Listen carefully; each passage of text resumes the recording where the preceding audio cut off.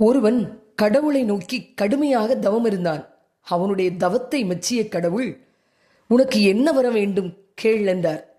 மற்றவர்களின் மனதை படிக்கிற திறனை எனக்கு அருள வேண்டுமென்றான் பக்தன். கடவுளும் வரம் தந்தேன் என்றார். சில நாட்களானது. அவன் அழுது புலம்பியபடி கடவுளை அழைத்து, தயவு செய்து இந்த வரத்தை என்னிடமிருந்து திரும்ப வாங்கிக் கொள்ளுங்கள் என்றார்.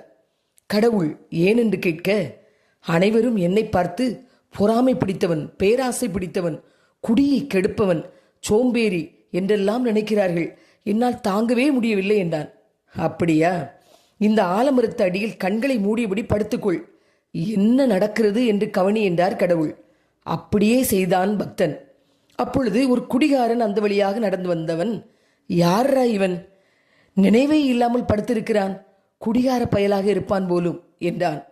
ஒரு நோயாளி, பாவம், வைத்த வழியில் சுருண்டு படுத்திருக்கிறான் போலும் என்றான்.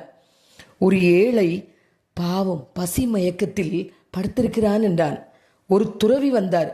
யாரோ முற்றும் துறந்தவர் போல அனைத்தையும் மறந்து உறங்குகிறார் என்று சொல்லிவிட்டு போனார். பார்த்தாயா, உன்னை பற்றி அவரவர் கோணங்களில் புரிந்து பேசுகிறார்கள். இனியாவது உன்னை பற்றிய மற்றவர் விமர்சனத்தை பொருட்படுத்தாதே. ஒவ்வொரு பார்வைக்கும் ஒரு புரிதல் இருக்கும். நீ உன் பாதையில் தைரியமாகச் செல், வெற்றி உனக்கே என்றார். பக்தன் தெளிவடைந்தான். அடுத்தவர்கள் உங்களை பற்றி என்ன நினைக்கிறார்கள் என்று கவலைப்பட்டு கொண்டே இருக்காதீர்கள். ஏன்னா உங்கள் வாழ்க்கையை அவர்கள் ஒருபோதும் வாழப்போவதில்லை.